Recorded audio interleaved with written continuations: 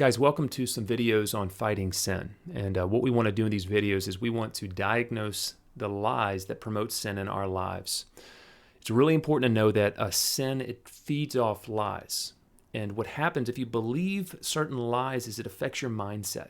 Rather than being vigilant, you become naive, you become indifferent, you become stubborn, you can reach a state of despair, but there will be something about your heart, your stance against sin that will leave you vulnerable if you believe lies. And so it's so important if we're going to battle sin that we need to be able to quickly diagnose the lies that are typical of the thinking of men.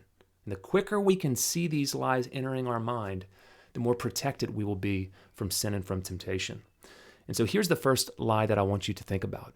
It's the lie that we can linger at the door of sin.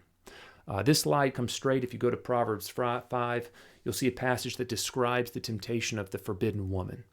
And in that context, there's this advice that we get in verse 7. And now, O sons, listen to me, and do not depart from the words of my mouth. Keep your way far from her, and do not go near the door of her house. That picture of not going near the door of temptation. Now, we've got to realize, men, all of us, I think it's just true of men in general, we overestimate willpower. We think of ourselves as being strong physically, emotionally, spiritually, and the truth is we're not. We're weak. And to try to lean on willpower to protect you from temptation when you know that there's temptation around the corner, it's every bit as foolish as leaning on a brittle stick to try to support your weight. It's just not going to be there in terms of the support when you're needed. Whenever I think of this lie that you can linger at the door of sin, I think of an old story. This comes if you've ever heard of St. Augustine, a real famous Christian from the 5th century. But in his autobiography, he tells the story of a friend, Alypius. And Alypius was a really pure, really chaste young law student in Rome. And whereas everybody else wanted to go to the Colosseum to watch these gladiatorial matches, Alypius wouldn't do it. But one day, there's a group of friends, and they're, cajoling and making fun of Alypius and telling him, come on, just come inside the building with us. And what happens is Alypius says, okay, I'll go with you inside the Colosseum, but I'm going to close my eyes. I'm not going to look and watch any of the violence. And he gets inside. You can imagine, 60,000 people, all of the hype of the Colosseum. And at one of those moments where, one gladiator is about to kill the other one, the whole crowd just erupts. And as it erupts, Alypius, he opens his eyes and he sees the killing of this person. And what Augustine says is in that moment, lust for violence, it just flooded into his heart.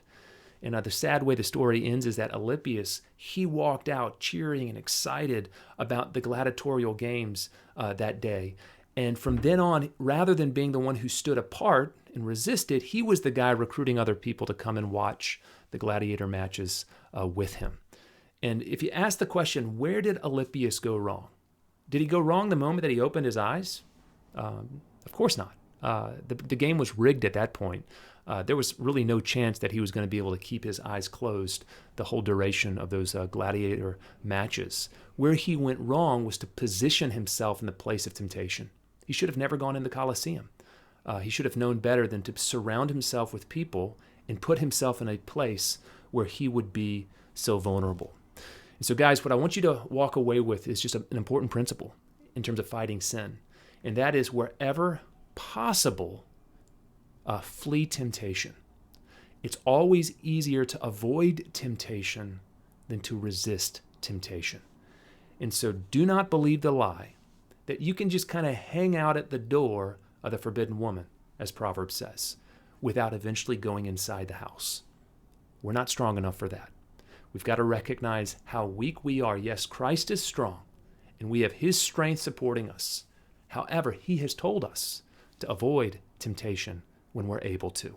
And so, guys, be vigilant, be careful, use common sense, and avoid the door of temptation whenever possible.